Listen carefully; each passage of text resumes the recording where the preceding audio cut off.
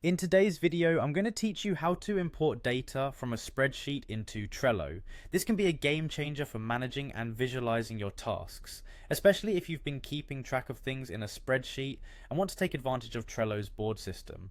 Let's jump right into it. First, open your web browser and head over to trello.com. If you're not already logged in, you'll need to do that first. So click on the login button, which you'll find in the top right corner of the page.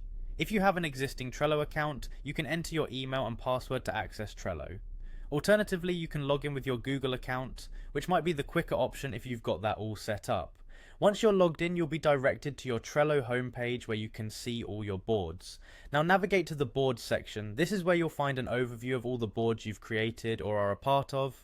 It's in the Your Workspaces section, and here you'll want to click on the specific board where you wish to import your spreadsheet data. Now that you've selected your board, it's time to switch gears to your spreadsheet. Open up the spreadsheet containing the data you want to import.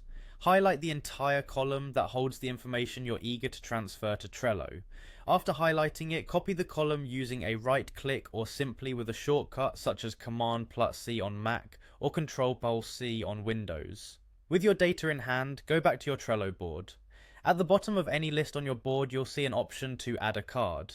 Click on that, and in the card prompt that appears, paste the data you just copied from your spreadsheet by pressing Command+V or Control+V. After pasting, press Enter. Trello will process the information you pasted, and most importantly, look at how it's formatted and understands that each row should be a new card. You'll see an option asking you to create cards, and it might look something like Create 22 cards, indicating how many new cards are about to be generated from your pasted data. Double check if the number aligns with what you expect, and then click on that Create option. Within seconds, you'll see your cards magically appear on the board, neatly organized as you wanted them. And there you go, your cards have been successfully created, transforming your linear spreadsheet data into a visually more effective Trello board.